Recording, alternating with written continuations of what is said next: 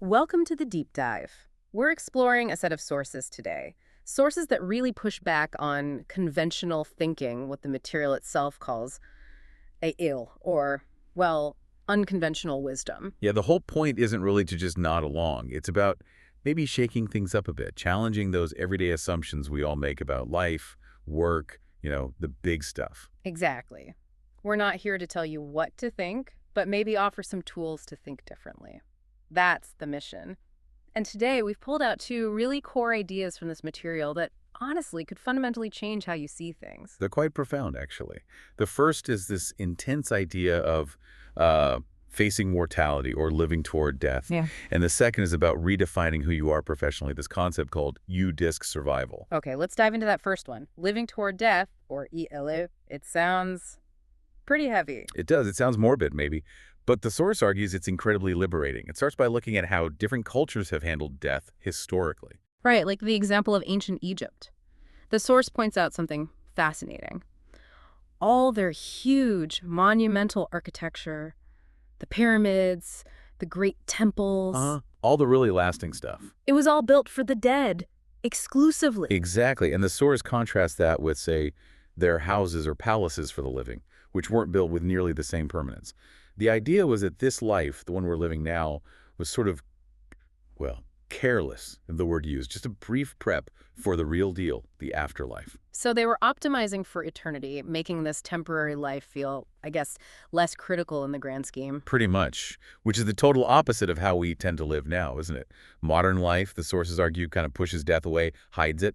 We operate under this unspoken belief that our time is, well, almost unlimited. Yeah, that really resonates. We postpone things constantly. I'll be a better person later, or I'll spend time with family after this project, or I'll pursue that passion when I retire. That's the trap. Yeah.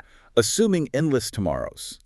This philosophy, it just shatters that assumption. It takes the absolute certainty of death, maybe not when, but that it's coming, and turns it into, like, the ultimate motivator. How so? Like, it lights a fire under you? Kind of. It forces immediate accountability. Yeah. If you truly, deeply internalize that life is fragile, the source uses this image. Hmm. You put your shoes on tonight, but there's no guarantee you'll do the same tomorrow morning. Wow, okay. Then you can't really put things off, can you? You're almost compelled to tackle what actually matters right now. Right. And ethically, it's a powerful check. How do you mean ethically? Well, the source suggests and ensures you absolutely won't do evil. Not because you're afraid of some future punishment, but because the boundary, the end, is potentially right here. There's no time later to make amends. Okay, that's intense. The source brings up that really stark anecdote about Hermann Goering, the Nazi official. Yeah, it's a disturbing example, but used to illustrate a point about humanity at the edge. Despite, a life filled with horrific actions, when he managed to commit suicide with cyanide right before his execution. He left a note, didn't he? He did. A note detailing where he hid the capsule and, crucially, making it clear that the guards responsible for searching him weren't to blame. He explicitly absolved them. So the source interprets that as, what? A flicker of humanity, compassion even. Maybe compassion is too strong a word, but perhaps a final recognition of cause and effect, of responsibility outside himself. The idea is that the absolute boundary of death forced some kind of reckoning, some action that considered others, even if the motive behind it was complex or even self-serving, like controlling his final narrative. That's a good point. Couldn't you argue it's just cynical? That he was just managing his legacy, ensuring his last act wasn't one of failed security, but of his own control? Does that really prove deeper humanity? That's a really valid critique, and maybe the source doesn't lean into that ambiguity enough. But perhaps the takeaway isn't about Goering's actual motive, which we can't know. Maybe it's about the principle. That confronting the absolute limit forces a kind of prioritization. Whether it was genuine concern or final control, the imminence of the end prompted a specific, outward-facing action. Okay, I see. So the question for us listening is, what does acknowledging our inevitable end force us to prioritize right now, today? Exactly. What becomes non-negotiable when you realize time isn't infinite? And that flows perfectly into the second big idea, doesn't it? If time is so incredibly precious and limited, what are we doing with it? Are we building something lasting and valuable, or just treading water in someone else's system? Precisely. This is where the concept of U-disc survival comes in. The source material aims this particularly at a generation feeling caught. The term used is Qio Jifeng, like being stuck in a crack. Stuck between the expectations of previous generations who maybe had an easier path to wealth or stability, and the current reality of high costs and maybe fewer traditional opportunities. Yeah, that's the feeling. You see it everywhere. The struggle with housing costs, student debt, the feeling that the old ladders don't really work anymore. People feel kind of trapped in big organizations. And the source identifies a key problem with those traditional structures, right? Whether it's a huge corporation or a government department. The problem is subjectivity. Your value, your progress, often boils down to one thing: what your boss thinks. Their mood, their preferences, the internal politics. It's inherently uncertain. And that makes it really hard to build real portable value over the long term. Your worth is tied to that specific context, that specific person's opinion. Totally. So the UDISC concept is presented as the alternative, the escape plan. Think yourself literally like a USB drive. Okay. The source has this punchy 16-character motto. Check. All right, let's break that down. CK. Self-contained information. Exactly. You carry your own valuable data, your skills, your knowledge. No system loading. You don't need the operating system of the specific company you're currently plugged into. Got it. Plug and play anytime. Right. You can connect to opportunities wherever they arise. And secure free collaboration. You work with systems, but you're not defined by any single one. So it's about being defined by your actual skills, your craft, rather than your job title within one specific company. That's the core of it. You're selling your unique capability, not just your time or your ability to follow internal procedures. So much time in traditional roles is spent learning non-transferable stuff. Yeah. The company's weird approval process, the specific jargon, how to navigate this manager's quirks. Stuff that's totally useless outside those walls. Exactly. The UDISC approach means focusing on skills the market values. Real, verifiable, portable skills. Yeah. Maybe it's coding, maybe it's high-level design, maybe it's a specialized trade. Things you can plug into multiple ports. And the argument is that the market, unlike that single boss, is a fairer judge.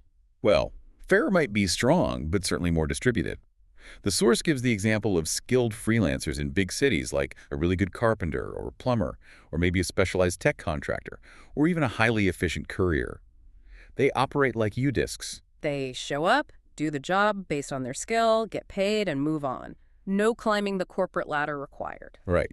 Their income, which the source notes can be surprisingly high, sometimes much higher than entry-level office jobs in the same city, isn't determined by one manager's whim. It's set by supply and demand across numerous clients or platforms, lots of market nodes validating their worth. So their skill is their security, much more than loyalty to one organization. That's the idea. Contrast that with someone stuck in a low-level administrative role, totally dependent on that one system, that one boss's approval. The UDISC worker has agency based on competence. It reminds me of that historical point the source makes about who survives when big systems collapse. It mentions the novel Water Margin. Yeah, the classic Chinese epic. When the whole outlaw organization eventually falls apart, who are the characters that actually make it through okay? It's the ones with portable skills, isn't it? The doctor, the scribe, the musician. Exactly. And Dao Quan, the physician. Hmm. Xiao Rang, the master calligrapher. Lo Hei, the singer. Their skills were needed regardless of the political structure around them. They were UDISCs of their time. So the lesson is, focus less on mastering the internal game of your current organization and more on mastering a skill that has value outside it. That seems to be the core message for career strategy here. Build your own data. Okay, but if you choose that path, if you become this visible, skilled UDISC, you're putting yourself out there more, aren't you? Which leads us to the reflection part of this. Yeah. The cost of that visibility. Absolutely. This ties back to authenticity. The source argues that in our hyper-connected world, the cost of being known, of having any kind of public profile, even just as a respected freelancer, is incredibly high. Why high? Because people scrutinize you more. Partly, but it's more about how audiences project onto you. The source uses this great phrase, "ji," which basically means collective mind completion. Collective mind completion, like the audience fills in the gaps. Exactly. They take the small part of you, they see your work, your online persona, whatever, and they unconsciously build you up into a complete, often idealized figure. Oh, Dao Di Wan Rain, a morally perfect person, a saint almost. Oh, wow. And that perfect image is incredibly fragile, isn't it? Totally fragile. Which brings us to that striking story about the Tang Dynasty poet Luo Yin. Right. He was famous, incredibly admired for his poetry, and this high-ranking official's daughter was like his biggest fan. She idolized him purely through his words. She had built this perfect image in her head. But then she finally arranged to meet him in person. And, well, the source says she found him physically unattractive. Too ugly were the words used. And her reaction was extreme. Instantaneous and total rejection. She apparently went home and destroyed all his poetry she owned. The perfect image shattered.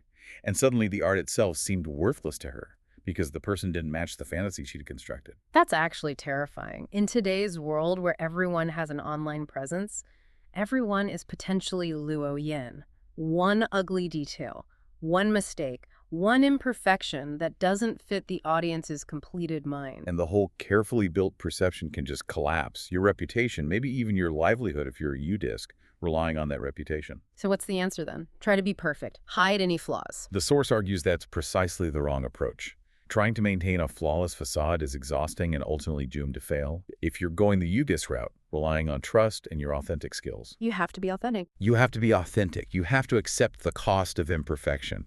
Own your flaws. Be transparent about who you are. The goal isn't to avoid criticism by being a saint, because that's impossible.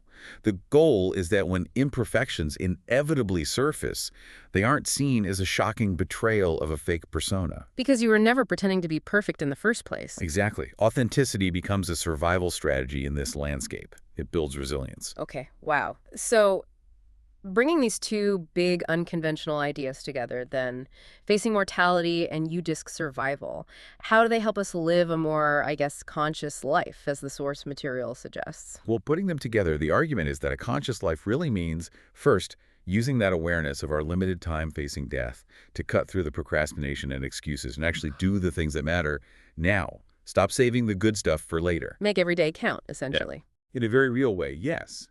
And second, it means embracing that U-disc mindset, building real portable skills and defining your value based on those skills, independent of any single organization or boss's subjective view.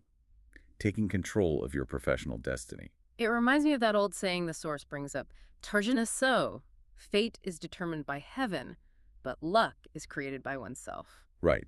Your circumstances, your fate might be beyond your control to some extent, but your luck, your opportunities, your trajectory that comes from your own actions, your own skills, your own U-disc. So if you accept that premise, that your luck is self-made through your skills and actions, it really makes you question things, doesn't it? It does. It raises some challenging thoughts for everyone listening.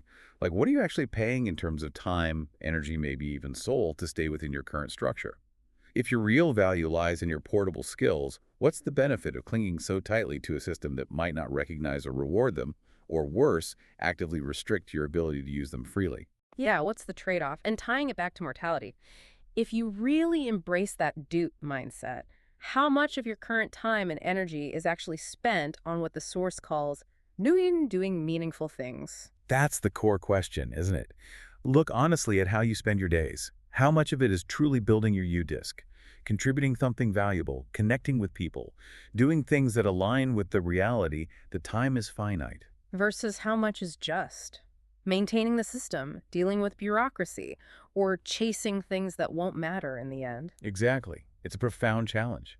Where is your most precious resource, your limited time, truly being invested? Does that investment respect the reality of your mortality? Definitely something powerful to reflect on, a lot to think about there. Absolutely. Until the next time we deep dive.